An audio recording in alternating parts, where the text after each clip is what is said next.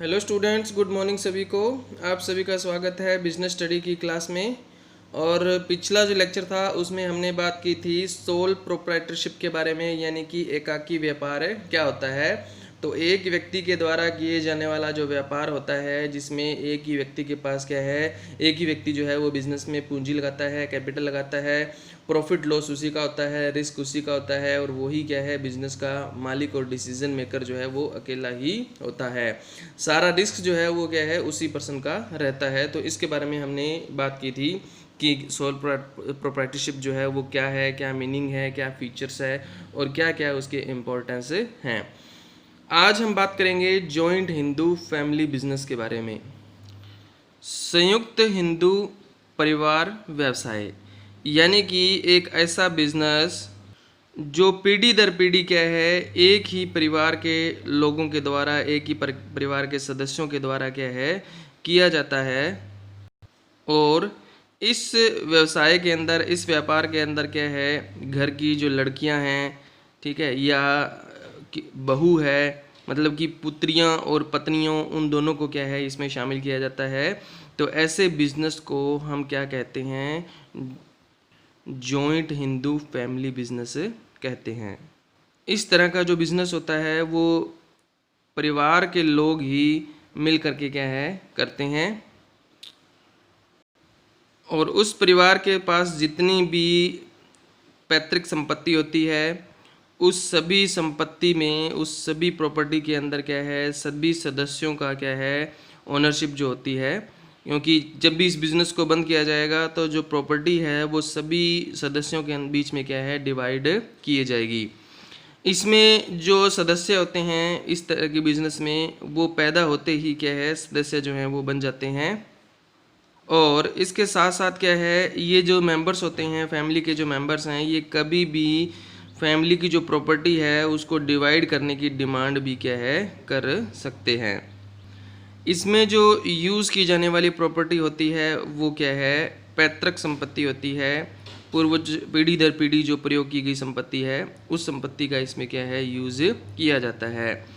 इस तरह के बिजनेस में एक खास बात होती है कि इसमें मैनेजर यानी कि हेड कौन होता है। जो व्यक्ति परिवार का सबसे बड़ा मेंबर होगा उसको हम क्या कहते हैं, इसका हेड यानी कि कर्ता कहते हैं। अब आता है school of Hindu law. Hindu विधान के जो संप्रदाय हैं उनके बारे में बात की गई है। तो दो भागों में इनको डिवाइड किया गया है। पहला जो आता है मिताक्षरा और दूसरा आता है दाय भाग। मिताक्षरा का क्या मतलब होता है, जो असम, बंगाल और उड़ीसा के कुछ पार्ट को छोड़ करके बाकी पूरे इंडिया के अंदर क्या है जो एप्लीकेबल है उसको हम मिताक्षरा कहते हैं। यानी कि ये असम, बंगाल और उड़ीसा में एप्लीकेबल नहीं है।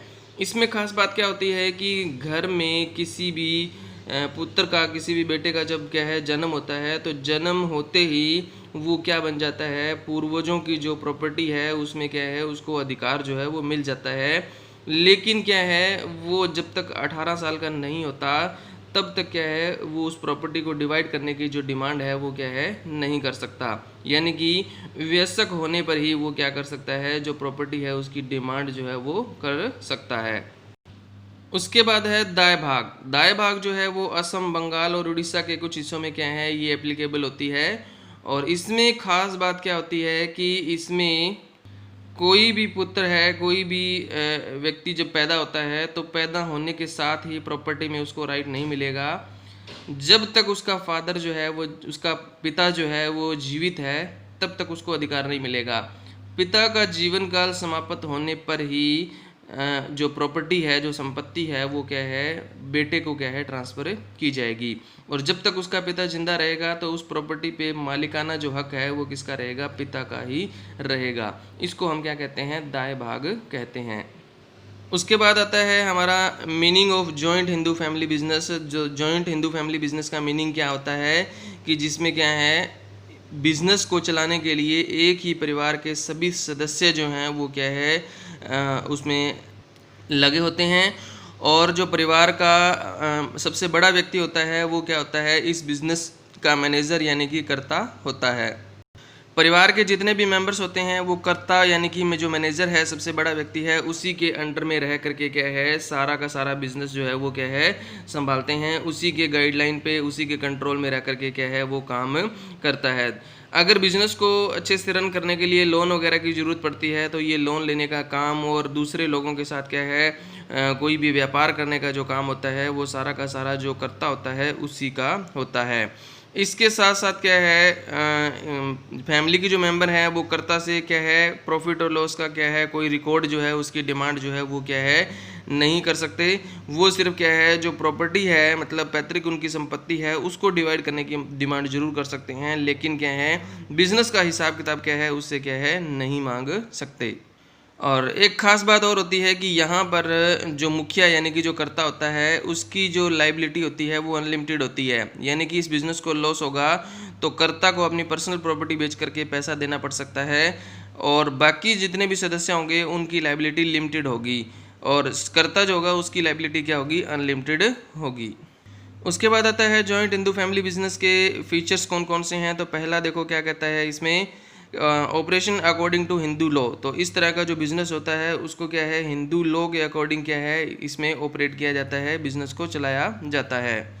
दूसरा पॉइंट जो आता है वो आता है हमारा मैनेजमेंट बाय कर्ता। कर्ता यानी कि सबसे बड़ा जो व्यक्ति होगा वो कर्ता होगा, मुखिया होगा, उसी के द्वारा क्या है इस तरह का जो बिज़नेस है वो रन किया जाता है। उसकी मैनेजमेंट डिसीजन मेकिंग का जो राइट है वो किसके पास होता है, कर्ता जो होता है उसी के पास होता है और उसमें फैमिली के जो दूसरे मेंबर है वो क्या है कोई भी इंटरफेयर नहीं कर सकते। थर्ड पॉइंट आता है इसमें लिमिटेड लाइबिलिटी, यानी कि फैमिली कर्ता को छोड़ करके फैमिली के जितने भी मेंबर्स होते हैं उन सभी की लाइबिलिटी क्या होती है लिमिटेड होती है, सीमित होती है। यानी कि बिजनेस को अगर लॉस हो गया तो वो अपनी पर्सनल प्रॉपर्टी बेच करके पैसा नहीं देंगे, लेकिन जो कर्ता होता है उसकी लाइबिलिटी अनलिमिटेड होती है, असीमित दायित्व होता है। बिजनेस को लॉस होने पर कर्ता को अपनी क्या है पर्सनल प्रॉपर्टी भी बेचनी पड़ सकती है। फोर्थ पॉइंट आता है परमानेंट एग्जिस्टेंस। इस तरह का बिजनेस जो है वो क्या है परमानेंट जो है वो होता है और कर्ता यानी कि मेन जो हेड है उसकी डेथ होने पर क्या है वापस क्या है सबसे बड़ा व्यक्ति होगा वो क्या है कर्ता जो है वो बन जाता है, हेड जो है वो बन जाता है। तो इसका जो है वो अस्तित्व जो रहता है वो स्थायी रहता है, रेगुलर क्या है ये बिजनेस जो है वो चलता है कंपनी की तरह।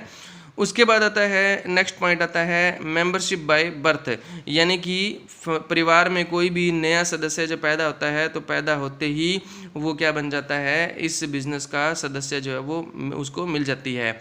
नेक्स्ट पॉइंट आता है इसमें ओनली मेल मेंबर्स, यानी कि इस तरह के बिजनेस के अंदर क्या है सिर्फ और सिर्फ क्या है मेल यानी कि पुरुष जो है वही क्या है इसमें जो भागीदार रह सकते हैं। लेकिन अगर ऐसी कंडीशन क्रिएट हो जाए कि किसी वजह से एक्सीडेंट की वजह से या कैसे भी है सभी मेल मेंबर जो हैं उनकी डेथ हो जाए तो ऐसी कंडीशन में क्या है जो फीमेल मेंबर हैं वो भी क्या है इसमें पार्टिसिपेट जो है वो कर सकती हैं। सेवन्थ पॉइंट आता है इसमें रजिस्ट्रेशन। तो इसमें क्या है किसी भी तरह के क्या है रजिस्ट्रेशन की कोई ज़रूरत क्या है नहीं पड़ती, लीगल फॉर्मेलिटी को पूरा करने की क्या है इसमें कोई ज़रूरत नहीं होती। सिर्फ क्या है फैमिली के मेंबर जो हैं वो मिल करके इस बिज़नेस को क्या है रन करते हैं। उसके बाद आता है merit of joint Hindu family business. तो जॉइंट हिंदू फैमिली बिजनेस के मेरिट जो हैं वो क्या क्या हैं, क्या क्या फ़ायदे हैं। एक तो क्या कहता है इसको स्टार्ट करना बहुत आसान है, जैसा कि हमने ऊपर पढ़ा कि इसका कोई रजिस्ट्रेशन की ज़रूरत नहीं है, कोई लीगल फॉर्मेलिटी की ज़रूरत नहीं पड़ती।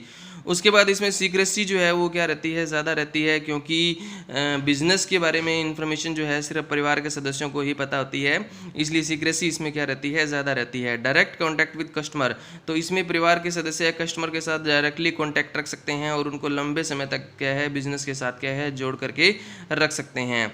उसके बाद आता है डिसीजन, क्विक डिसीजन होता है इसमें, क्योंकि डिसीजन लेने का जो राइट है सिर्फ एक ही व्यक्ति के पास होता है और वो होता है कर्ता।